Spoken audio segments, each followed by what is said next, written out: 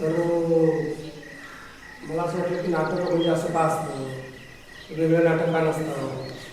आणि मी कधीतरी काहीतरी लिहिलं असं ठरलं. तर एक अचानक डायरी होती, डायरी घेतली आणि सर्व लिहायला सुरुवात केली रात्री 3 वाजता आणि सकाळी 6 वाजेपर्यंत लिहिलं की हे आहे. मला तेव्हा माहीत नव्हतं की हे काय आहे. जसं वाटलं, जसं सुचलं तसं मी लिहित गेलो. तुम्ही पण त्याच्याकडे तसंच बघा. तुम्हाला जे वाटतंय, तुम्हाला जे सुचत ते तुम्ही तुमच्या मनात साठवत चला. मग त्याचं काय करायचं ते तुम्ही नंतर ठरवा. पण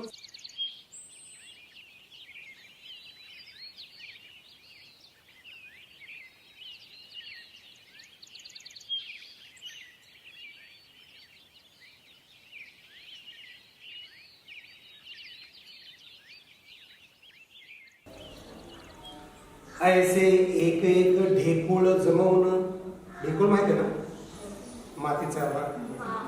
ऐसे एक एक ढेकूळ जमवून माती गोळा करून त्यात पाणी ओतून मातीचा गोळा बनवला असे. त्या मातीच्या गोळ्यास लाथा घालून तिचा मीपणा उतरवून तीस मातीचे मोल देऊनी म्हणावयास घेतली असे. तीस ऐसे एक एक वीट घेतली बनवून बहुत विटा बनवून तयार ठेवलेल्या. जमिनीत पाया खोदोनी पायात दगड बसवून दगडास आकार देऊनी पाया भरणी करवली. त्यावर एक एक वीट रिचवली. ऐसे बहुत दिवस कष्ट घेऊन लाकूड काटा गोळा करून छप्पर चढविले. सावलीचे झाड तोडून सावलीसाठी वापरले. सावली झालेले महाराजा जमिनीला चोख मार दिलेला आहे. दान दान दान जमीन सपाट, अगदी भुई सपाट केलेली आहे. ऊन हवंय, पाणी हवंय, थंडी हवी, सगळं हवंय आणि सगळं नकोय. माझाच मला राग येतो आणि मलाच माझ्याबद्दल प्रेम वाटतं.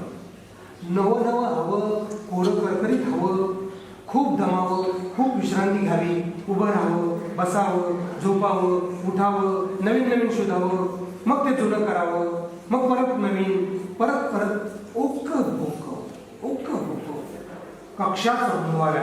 हे दार उघडत का नाही? हे दारा लाग ना, रडतो काय? काय झालं? इथं सूच कशी आली? तोडताना घाव होतं, त्याचं उपटं काढते झाड. पण आपल्यालाच मातीचं महत्व पटत नाही.